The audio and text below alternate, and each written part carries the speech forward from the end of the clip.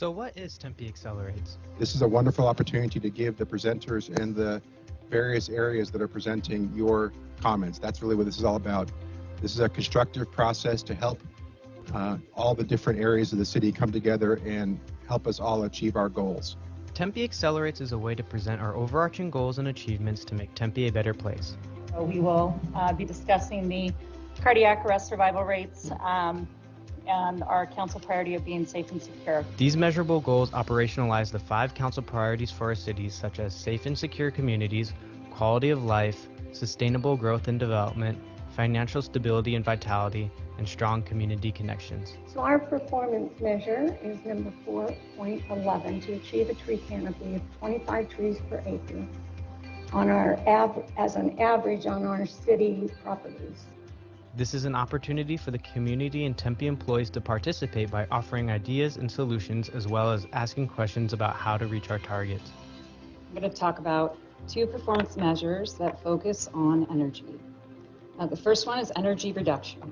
So this is a dashboard showing the Kiwanis Recreation Center after the solar carports were installed, and the pink area shows you all the energy consumption at the Kiwanis Rec Center, and the green bars show the solar panels, the solar energy production. The sessions consist of presentations from different departments and partners that show the goal's current measure as well as our target for the future. The departments also discuss the efforts and strategies we are making in order to achieve our desired performance. And so we have a very visionary goal, and that is to reduce fatal and serious injury crashes to 0.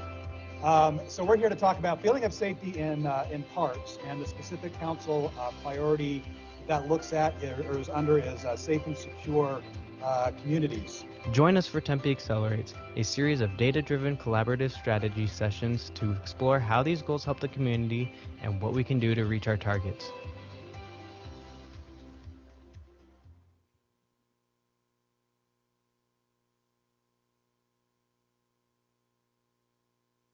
Okay, thank you, and welcome to Tempe Accelerates for Thursday, April 8th, 2021. My name is Andrew Ching. I'm the city manager for the city of Tempe, and we are here to hear 2 presentations on 2 of our city's performance measures. Performance measure 4.19, carbon neutrality, and 4.18, community carbon neutrality. These presentations will be roughly 10 minutes each. You will be able to ask questions in the Q&A feature of the Teams application, and we will have the presenters respond after they are done presenting. You can find that feature in the upper right-hand corner of your screen. If you're asking about a specific slide in the presentation, please give us that slide number so we can show it during the response. A feedback survey will be available on our website. We will provide the link in the Q&A, and we'd appreciate you filling that out. It's really helpful to our presenters.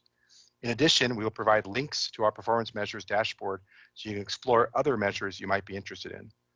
There may be some time delays or technical challenges as we go through the presentations, and so we appreciate in advance your patience as we work through any of those that may happen. And without further ado, I will go ahead and yield the floor to our first presenters regarding performance measure 4.19, carbon neutrality. We have Grace Del Monte Kelly ready to go. Thanks, Andrew. I'm Grace Del Monte Kelly, Energy Manager at the City of Tempe. So let's get started. We're here to talk about the city's municipal carbon neutrality goal. Next slide. In March 2018, Council adopted goals for renewable energy and carbon neutrality. Performance measure 4.19 is to achieve the City Council goal of carbon neutrality in municipal operations by 2050, with a strategy of 100% renewable energy by 2035. Next slide. Why is reducing carbon emissions important? Carbon emissions in city operations come from energy used to power buildings, run pumps at the water treatment plants, and fuel the transit fleet and city fleet. Burning of fossil fuels releases carbon dioxide and greenhouse gases into the atmosphere, which warms the atmosphere, impacts health, and causes climate change. We can make changes in city operations, in transportation and energy to reduce carbon emissions. Next slide. Why does it matter? This is a photo taken a few years ago at Aquinas Park tennis courts with new LED lighting. By investing in lower carbon technologies, we use less energy, reduce emissions, improve on O&M costs, and improve the look and feel of the property. We are looking to improve the quality of life as we reduce emissions. Next slide. Here's another example of reducing emissions in city operations. A few years ago, facilities staff replaced lighting at the Kiwanis Rec Center pool and gym with LED lighting. Then solar carports are added to the facility. The LED lighting reduced energy use by 15%, and the renewable energy generated on site provides 35% of the rec center's power needs. So the building is using 50% less power from the grid, and energy costs have decreased by roughly $30,000 a year. Next slide. In 2018, we conducted a municipal greenhouse gas emissions inventory based on calendar year 2015 data to measure the carbon footprint of municipal operations and to set a baseline. As a result of that study, we learned that 70% of municipal carbon emissions come from electricity for buildings, outdoor lighting, and water treatment. Almost 30% of emissions come from city fleet, transit fleet, and employee commute. Next slide. Here's a list of some of the energy improvements that we've already done. Energy efficiency at water treatment plants, LED streetlights, and for city buildings, energy efficient air conditioning and controls were installed. For renewable energy, we installed solar panels at 7 city facilities and use alternative fuels in transit fleet. Next slide. So what strategies will move us forward on carbon neutrality? In the next few slides, we'll look at a few projects that staff in facilities, water utilities, transportation, transit, and fleet are working on. Next slide. Facilities engineering and the Office of Sustainability staff are working with a consultant to develop a facilities sustainability master plan to help set standards for building equipment and to prioritize the next investments for energy efficiency in city facilities. Next slide. Water staff worked with a consultant on an assessment at water operations to look at pumps, motors, equipment, and to identify ways to use less energy. Next slide. Street and traffic operations staff have replaced all street lighting on residential streets with LED street lights, reducing energy use by 40%. Next, they will install LED street lighting along major arterials. Transit staff are using alternative fuels in buses and are looking into a pilot project to use electric buses in the transit fleet. Fleet staff are in the process of hiring a firm to do an electric vehicle feasibility study to support the municipal fleet and determine where to install EV charging stations at city sites. Next slide. Some of the challenges in working toward carbon neutrality, first is state and utility renewable energy policies and pricing. It is more difficult to get solar projects to pencil, the payback is longer, and there are less incentives. There's a need for advancement in transportation and energy technologies such as battery storage. And for operations and maintenance of solar facilities, there have been some solar mishaps at the city's solar sites. There have been several truck strikes at city solar carports, and there was a fire at an inverter. So there are times when the solar array is offline and we're not getting the full benefit of the solar power generation. Next slide. For next steps, we are working on the second municipal greenhouse gas emissions inventory, which will help to measure the impact of our renewable energy and energy efficiency program, and will help to determine where we need to do more work. We are partnering with utilities on fleet electrification and utility scale renewable energy projects. We continue to collaborate with city departments on reducing carbon emissions. And we are working with ASU on carbon offsets and working with our urban forester on the urban forestry program. Next slide. So this has been an update on the municipal carbon neutrality goal. Thank you for being here, and I would be happy to answer any questions you have. Thank you. Thank you, Grace. This is Aaron Peterson, Office of Strategic Management and Diversity, and I'll be sharing the questions that have been submitted with Grace so that she can answer those. And I did want to remind the audience that you can find that process in the upper right-hand corner. It's your Q&A button, and you can type in your questions, and then I'll share those with Grace, and she'll answer those as we go. If we get a lot of the same types of questions, I'll go ahead and combine those. So if you don't hear me reading yours exactly, that could be why. We might have gotten the same question a couple of different ways, and so I'll let her answer that in the best way that she can. And if we run out of time, of course, I'll be as diverse with the questions as possible. So as a reminder, your Q&A function is in the upper right-hand corner. And with that, let me go ahead and ask the first question we have. Grace, as the world shifts to the cloud and to other outsourced services, is Tempe looking at the carbon remediation of our current and future vendors? Hey, Aaron, could you please repeat that question? Sure. It says, as the world shifts to the cloud and to other outsourced services, is Tempe looking at the carbon remediation of our current and future vendors?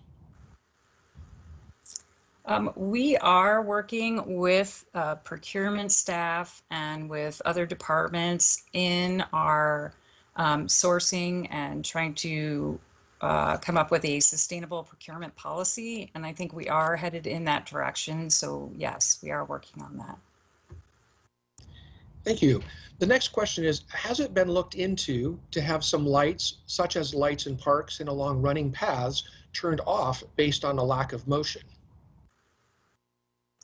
That is a great question. Yes, I think there are opportunities to do some more of that, either dimming or using motion sensors for areas that are not being used. I know that there are some security lighting that is on all night long because of security reasons, but there are probably other opportunities within the city where we could reduce the amount of lighting and at the same time provide security. So that would help save money. And as I mentioned, we're doing a lot of both park lighting and street lighting, changing them out to LEDs. And then as we add new pathways and new areas, we are doing LED lighting. We can also look into adding motion sensors in certain areas that are not of the key security areas of concern.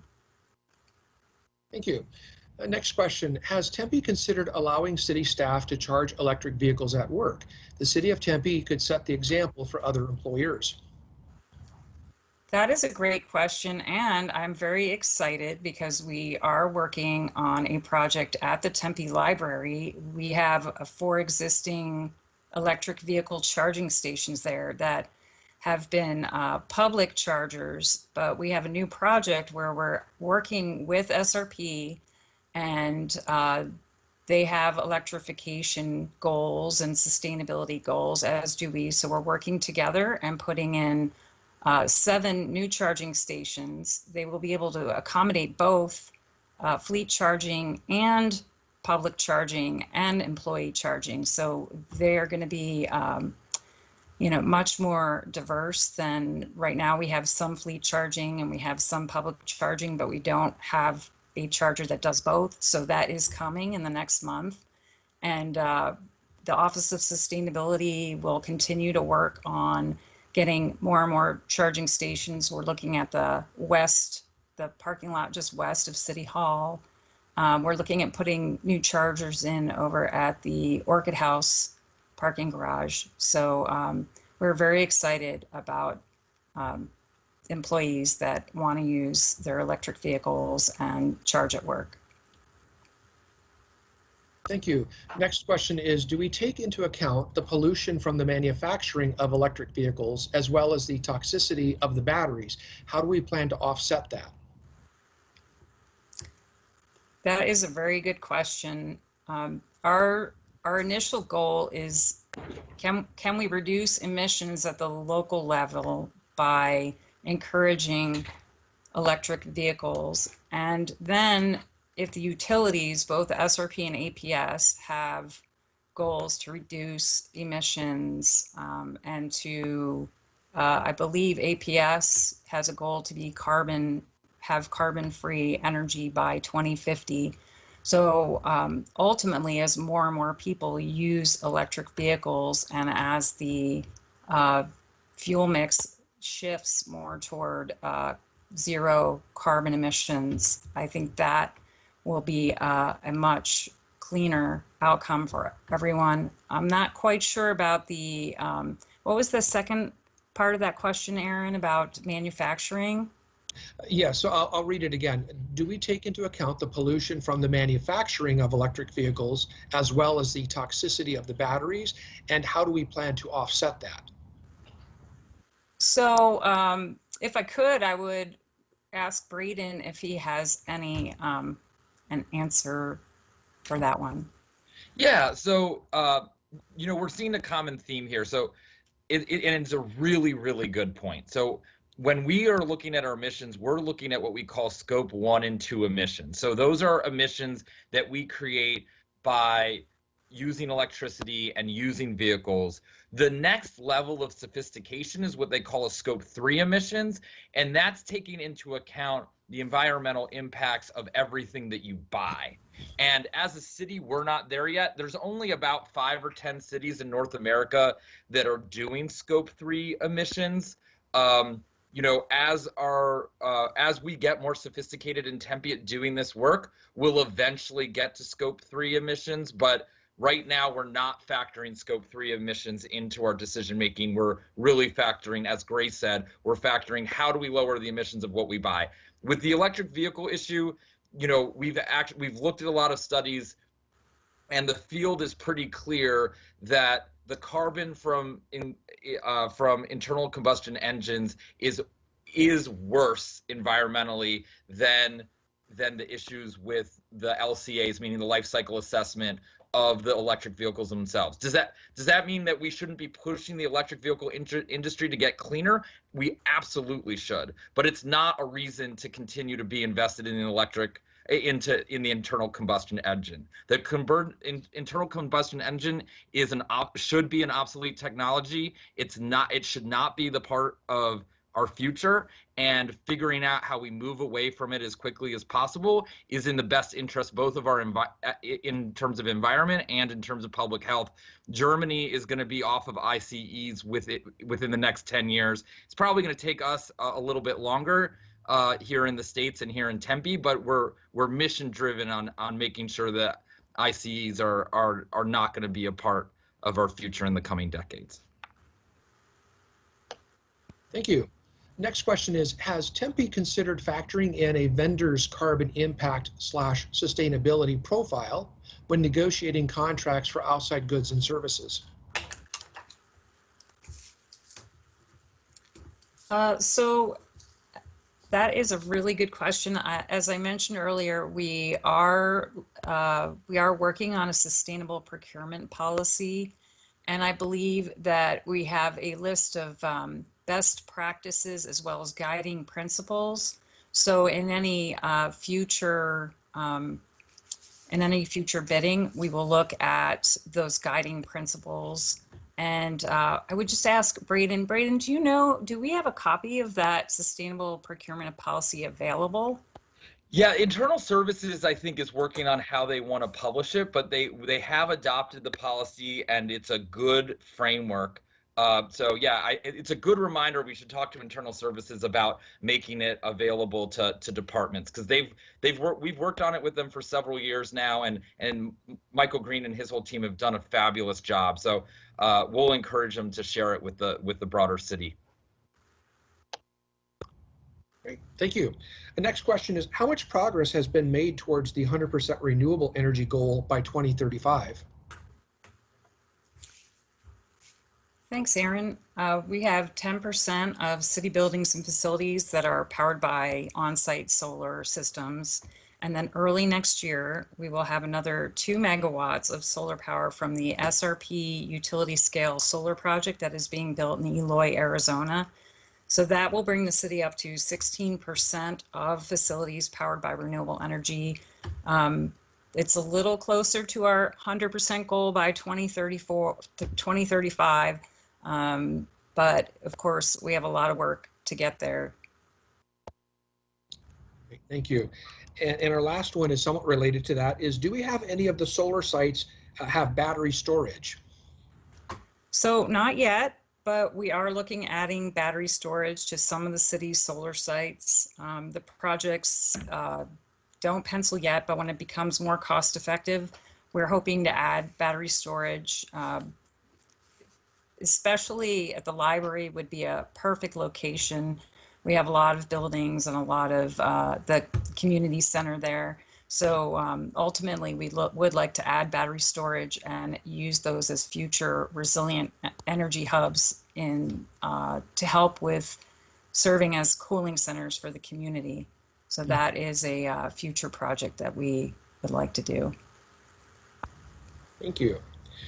And then I'll remind our audience that you can continue to submit questions on this particular presentation, and if there's time available at the end of the next presentation, Grace will still be with us and glad to answer those questions.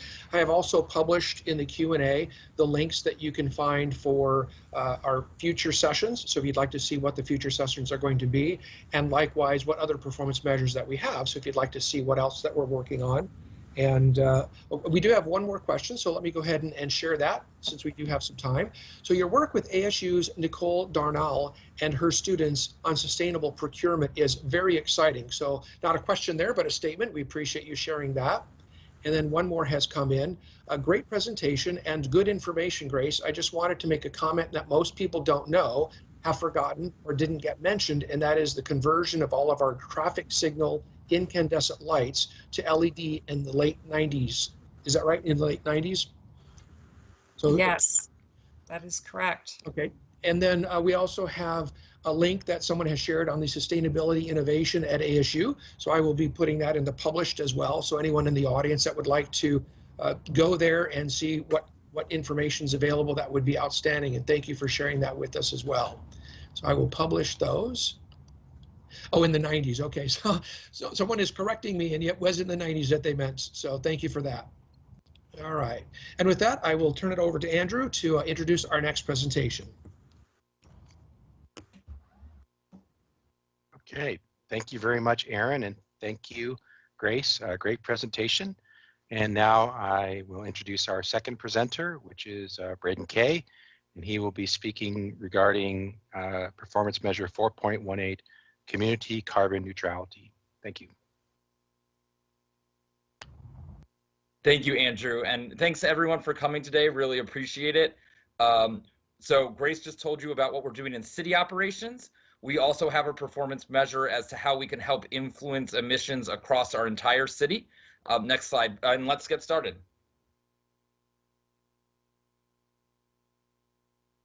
So next slide. So this performance measure is to reduce our community greenhouse gas emissions by 80% of 2015 levels by 2050 and achieve community carbon neutrality by 2060. Next slide. So same as what Grace was talking about, this matters because we're putting too much carbon dioxide in the atmosphere that's causing extreme weather. It could damage our water supply. It has public health implications, and it's leading to this broad-scale climate change. One example is our nighttime temperatures in Tempe and in Phoenix are 7 degrees hotter at night than they were 30 years ago. And we're seeing some projections that could show up to 12 degrees more change in the next several decades if we don't change our behavior. Okay, next slide. So this relates to other performance measures that we're all working on. And so obviously we just heard from Grace about municipal operations. We work really closely with Richard Atkins and engineering, transportation, all of us and water that work on our tree and shade canopy goals. And then we also, the engineering transportation goal of 20-minute city is also another goal that really relates to community carbon emissions. Next. So this is just to remind you the difference between municipal. Municipal is about 2%. Our own city operations is only about 2% of our total community emissions, something to keep in mind. Next slide. So basically, both of these inventories are opportunities to see where our emissions are coming from. So on the right, you see our city operations emissions. That's what Grace just walked us through. And then here on our left, we see our community emissions. Next slide. What we learned from our community emissions, there's like two really big aha moments here. One is that 27% of our emissions come from commercial energy. So there's a huge opportunity to be in conversation with our business community about how they can save money, how they can save energy, and how they can reduce emissions. That's one aha moment. The second aha moment is 43% of our emissions comes from transportation.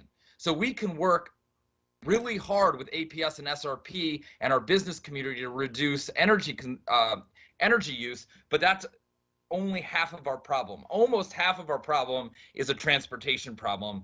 And our first inventory helped us understand just how important it is that we work to decarbonize our transportation system. Next slide.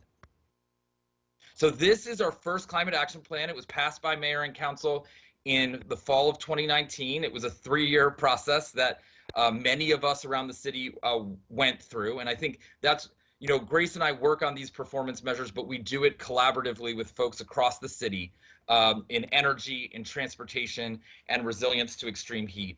One thing I want to point out is climate action plans tend to have both a decarbonization piece, how you achieve carbon neutrality and reduce emissions, but they also tend to have a resilience piece. What are you doing to make changes to the climate change that's already happening? How are you preparing for that? How are you dealing with that? And so for us, we decided to focus on extreme heat. What's interesting about all of our extreme heat actions is that they also are actions that can help support carbon emissions reduction as well.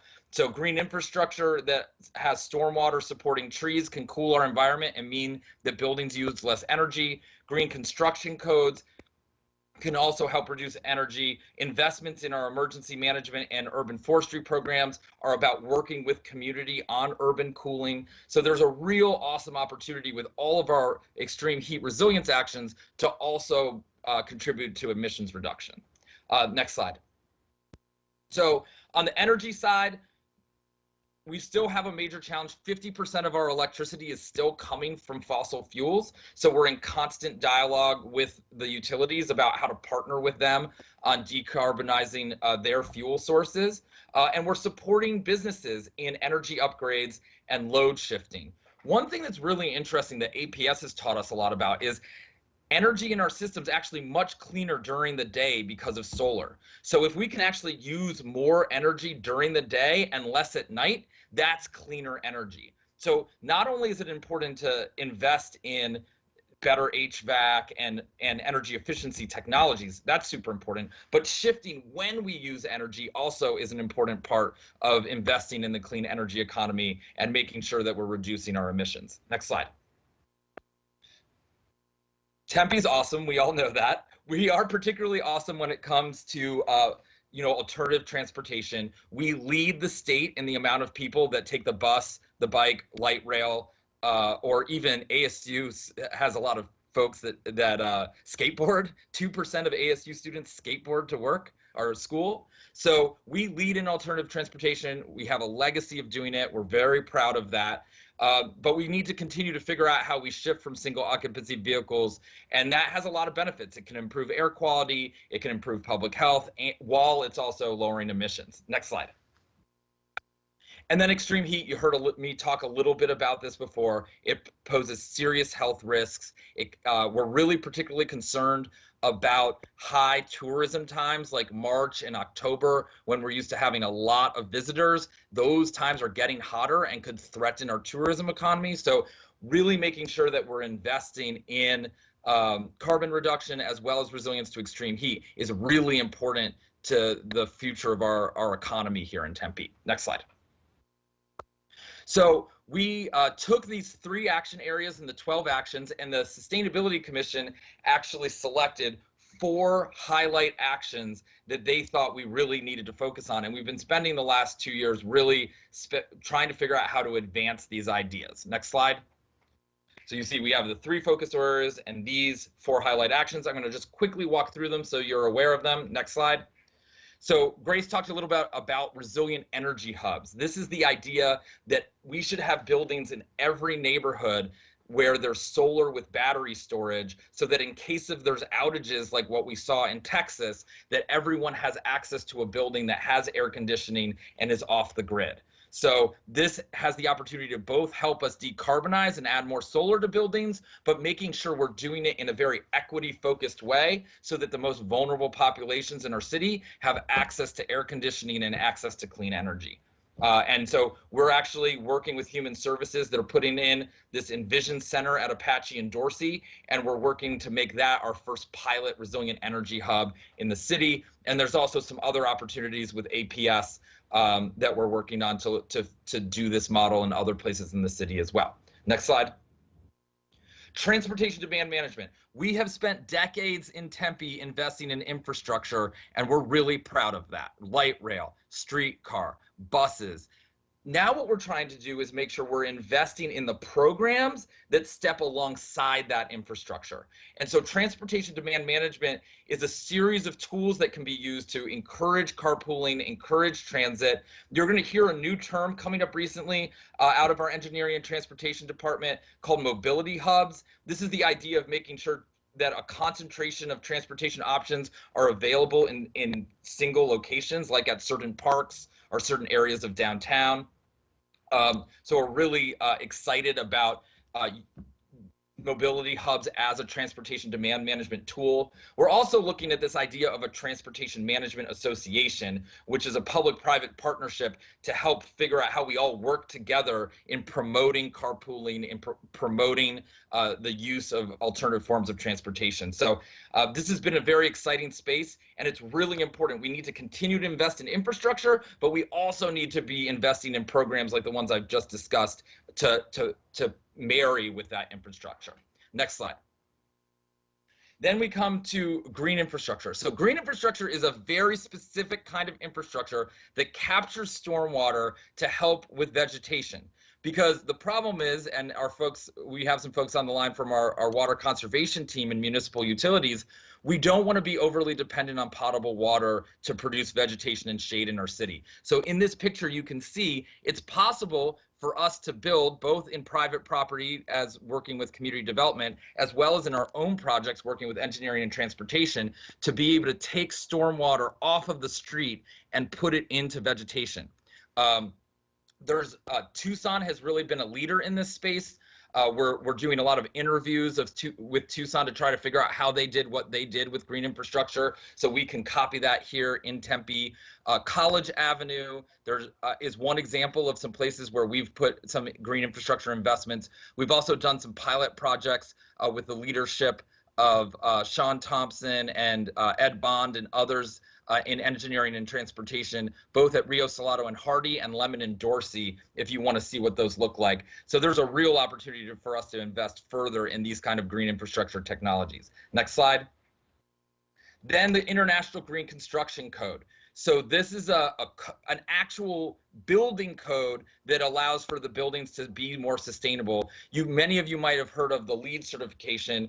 The Tempe Transportation Center is LEED. We have quite a few LEED buildings across our city. What we're trying to do now is actually embed that into the code. The use of the code is basically equivalent of LEED Silver, but by putting it into the code, we are actually getting it into the DNA of our projects and making sure that we have a code on the books that encourages shade, encourages cool materials, encourages energy reduction. And we're going to be piloting this code with our next fire station 2, and looking at opportunities to partner with private development in the future on using this code. And community development has been really helpful in advancing this idea. We're very grateful for them. So next slide. So basically everything I just talked about was our first climate action plan, and now we're moving forward to give an update. And when we when we mayor and council adopted this climate action plan, they gave us 5 guiding principles that we worked on with the Sustainability Commission. And so I just want to talk you through how we're using these guiding principles. So we're working with Mark Day and Ken Jones in the budget office to make sure that we're making fiscally responsible climate action investments. We've been working with Rosa and Jonet and the whole team in strategic management and diversity to make sure, and with Shauna Warner and the whole team at neighborhood services within community development to make sure we're taking an equity approach and a racial equity approach to our climate action work. And we're very grateful for our partnership with them. We've been working really closely with Shauna Warner and neighborhood services, as well as some of our partners at ASU and some of our partners in human services on making our work more engaging and really working on climate action education. We've been working very closely with economic development and the Tempe Chamber and Local First Arizona on making sure we're really communicating these ideas and working with our business community. Really excited about all the work. We've actually have an intern that's going to be embedded at the chamber this summer, helping make sure that businesses have access to all this great sustainability and climate action information. And then we've been working a ton both with the Office of Strategic Management and Diversity and a lot of partners at ASU to make sure that we're embedding data and evidence, as well as IT and Stephanie's team, to make sure we're embedding evidence and data into our decision making around climate action. So we're very much using these guiding principles to guide what grants we apply for, what programs we create, and what partnerships we have both inside and outside of the city. This is all about how we work together as an organization to advance climate action with these guiding principles in mind. Next slide. So right now we're working on our Climate Action Plan 2021 update. We hope to be in front of Mayor and Council with the update by the end of this year. We're focused on really having 4 stakeholder groups that are creating their own agendas for climate action as part of this update. So the Chamber and Local First are leading a business agenda for climate action. We've hired through a contract that Michael Green and his team really helped with on equity and social justice. So a nonprofit called Unlimited Potential that does bilingual engagement in neighborhoods is going to be able to help us with our climate justice engagement. And we're going to have a climate justice agenda that are really uplifting the voices that Unlimited Potential is talking to in the Escalante, Victory Acres, and Gilliland neighborhoods. ASU is helping us with the general neighborhood and general public outreach. You're going to hear in a little bit about a program we're working on with them. And then we're working with a lot of internal partners and ASU and Unlimited Potential on youth engagement. And we're really excited about making sure there's a youth agenda for climate action as well. Next slide. So some of the activities that we're working on over the course of this summer on our climate action plan, and we'd love to have staff attend these or be a part of these. You're going to watch a video about the Climate Stories, this interactive experience that community development and community services has been helping us with in Tempe Parks. We're going to be doing several forums, virtual forums in June and September. I mentioned a little bit about the climate justice outreach that Unlimited Potential is going to be doing. We're working with Human Services and Emergency Management on the Resilience Hub at Apache and Dorsey I discussed. We're going to be doing some of the business forums that the Chamber and other organizations are going to help us put on. We're also super excited about our very first climate justice training that's happening on Saturday. We will drop a link in a chat. If you know any 8th through 11th graders in Tempe that are interested in this type of topic, we're going to have a great training with some local social media leaders and climate justice leaders. We're really excited about that. And then we've also received a $600,000 grant from the Robert Wood Johnson Foundation to do youth-based engagement in a program that we're calling Cool Kids, Cool Places, Cool Futures, that's also embedded into this climate work. Next slide. So we're also very excited to be partnering with the new Council Committee on Sustainability and Livability. They're working on supporting us with the Climate Action Plan update, They're also working on developing policies for the 4 highlight actions I've mentioned, and they're also going to be supporting us with regional resilience partnerships. Next slide. So this goes into a little bit more detail about some of the partners where we're going to be working with on our highlight actions, about the 4 main folks we're engaging, stakeholder groups we're engaging with, and then a huge part of what we do and how we're trying to create a high quality climate action program in Tempe is making sure that we're connecting with cities across the country through different programs like the Urban Sustainability Directors Network, Climate Mayors, the National League of Cities. I believe one of the reasons that we're getting to higher and higher quality products and programs in our office is because we're constantly learning from these regional and national partners. Next slide. So that's basically a recap of what we're working on in terms of trying to work on our community emissions. And now we're going to watch a brief video about our partnership with ASU to do neighborhood-based community engagement in the parks. And very grateful to the ASU team for developing this program, and also very grateful to Communications and Media Relations, Community Development, Neighborhood Services, and Community Services for helping make this a reality. Let's go to the videotape. Good afternoon.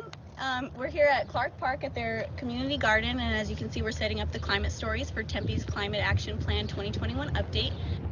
These are a series of posters that will take you through 2 different stories that are set in Tempe's future, and as you walk through these posters, you'll find prompts that will ask your opinion, so that way you as a community will have a say in shaping the future of climate action in the city of Tempe.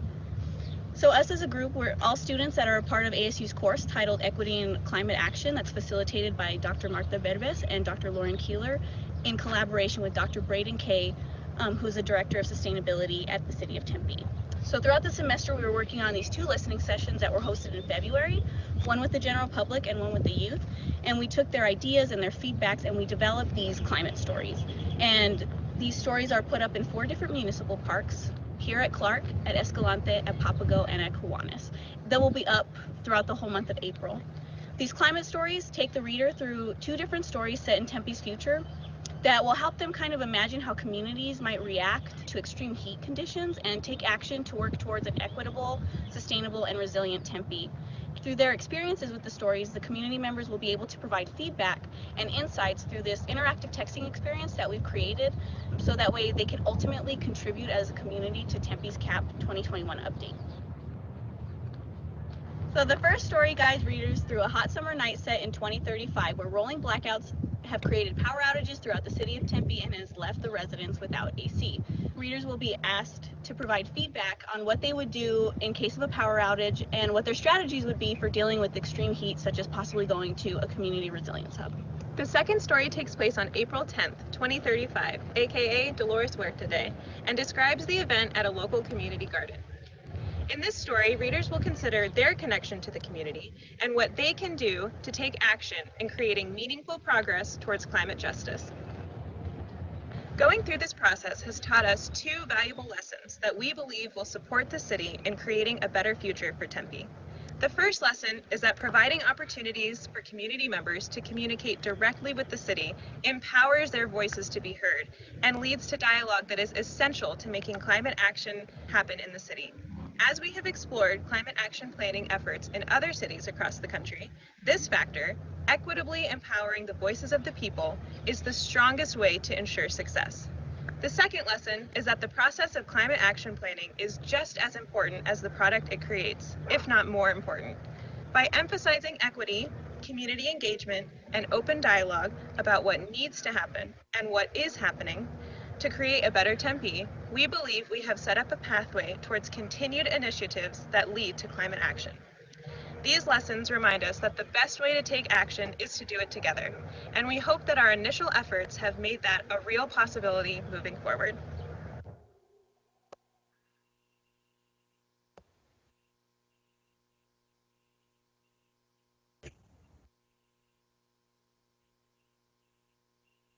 Okay, I believe that's the end of the presentation. So this is Aaron again from Strategic Management and Diversity. We have a few questions. One, I want to acknowledge someone had typed in there's been some problems with the link, and there may have been some breaks in the presentation, and so we do apologize that that happened. These presentations are recorded, and so you will have the ability to go out and watch that if you've missed part of that, and see what you might have missed. So we'll acknowledge that that challenge has happened. Braden, our first question is really not so much a question, but I'll invite you to respond to that if you'd like to. An idea to accelerate the carbon goal is to look at the many micro sources from the city, like mowers, computers, etc. And again, that's a question towards both goals. Any comment on that? Yeah, I mean, I think that doing everything we can on micro sources is great. And it's something that we should continue to do, but the power is in the shifts in our energy and transportation systems and trying to make these changes at a system level. So you want to do both. So we want to try to have, we want to be able to do this micro work, and we also want to be able to do this macro work. I think both are really important, and as we get more sophisticated in this work, hopefully we can do programs. For right now, with a limited budget and limited staff, I really feel the need to work on that macro work and focus on that. The micro work is what you get to when you have a more mature, well-funded program. Thank you. Next question. How long are plants surviving if the water from the streets are going into the planting areas? This water has pollutants such as oil and other chemicals.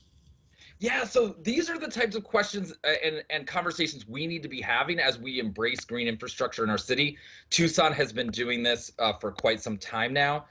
So this green infrastructure can be designed to have sediment traps that catch oil and other contaminants within the design of the green infrastructure.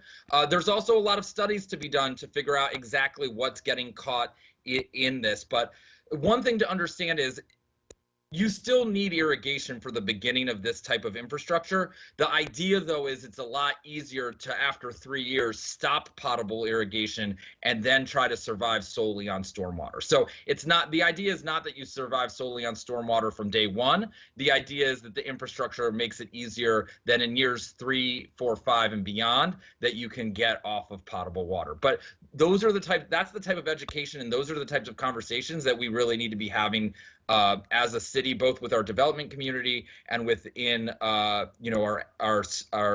engineering and transportation department, as well as community development, because they work on the private code. Great, thank you. The next question is, what are other cities in Arizona doing around climate action?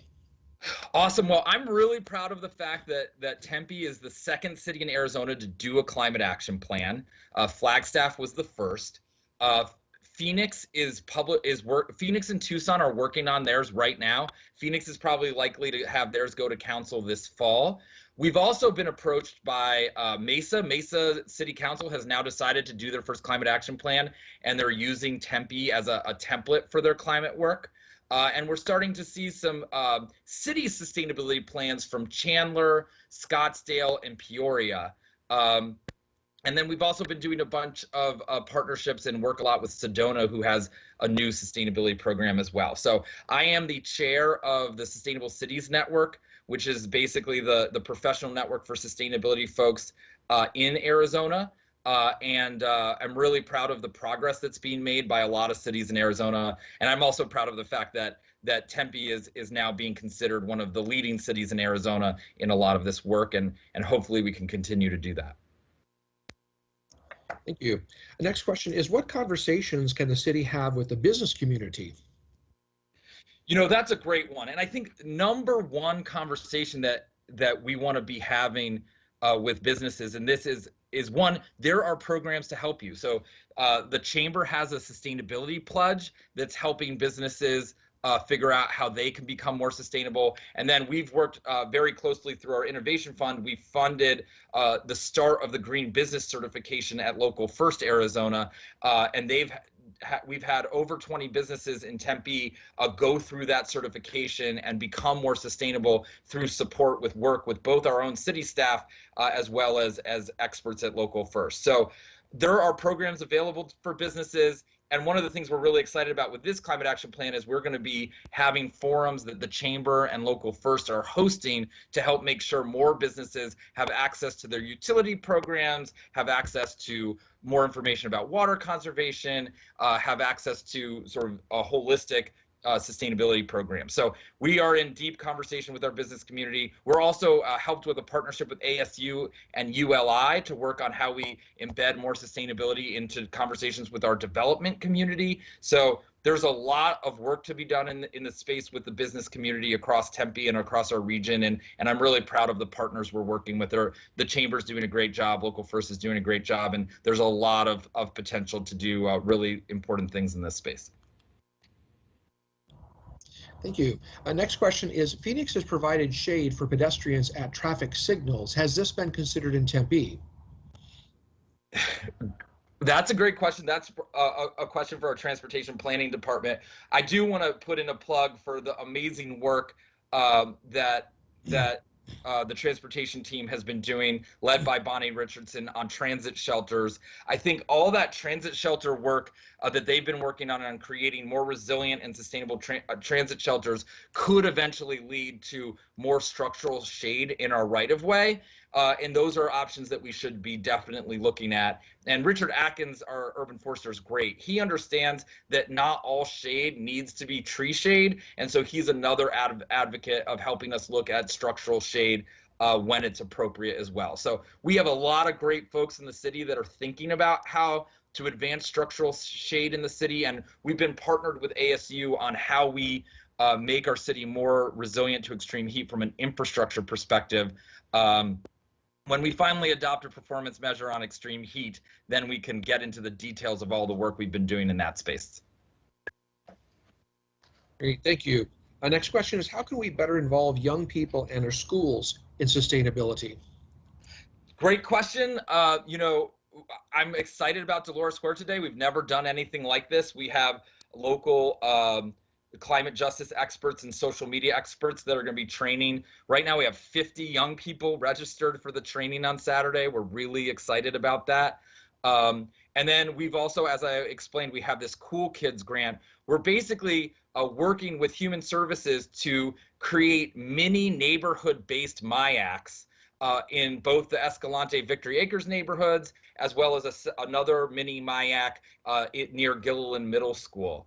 And so we have the funding to do 2 years of youth engagement work that's mostly going to be McClintock High School students and Tempe High School students that are going to help us drive a climate action agenda from a youth perspective. And we're bringing in, we're working very closely with Community Services Community Arts Program, and we're going to be hiring artists to work with those young people, as well as we have funding in the project to have lots of support from ASU to support these mini MIACs in neighborhoods. So we're really trying to create climate action that centers the youth perspective. You can go to tempe.gov/coolkids to learn more. And in the next week, we're going to have a new video that explains the Cool Kids program in more detail that you'll be able to check out. Thank you. And our last question on this performance measure will be, if residents have suggestions for new ways to tackle sustainability goals, how can they best bring them to the city's attention? Great question, Joel. So right now we have a climate action forum up online.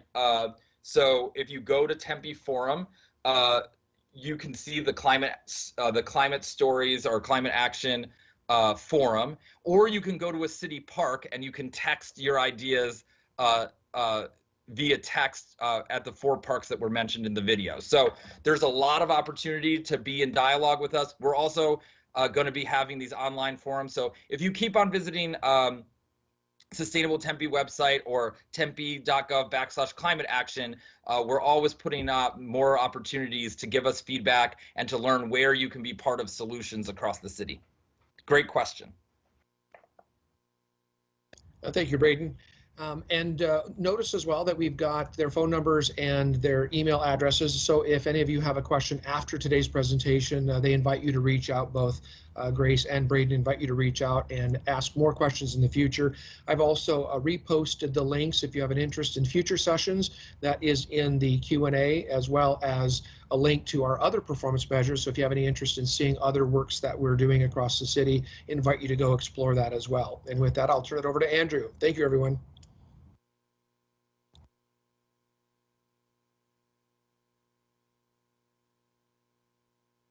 Okay. Thank you, everyone. Thank you to Braden. Great presentation. Lots of really good information and good questions and answers. And of course to Aaron and to Megan Hutchison behind the scenes for making this event, this program possible to be aired today. So if you like what you see, continue to visit our website, peruse the rest of our performance measures. We will be working our way through them and continuing to bring them up for Tempe Accelerates in the future.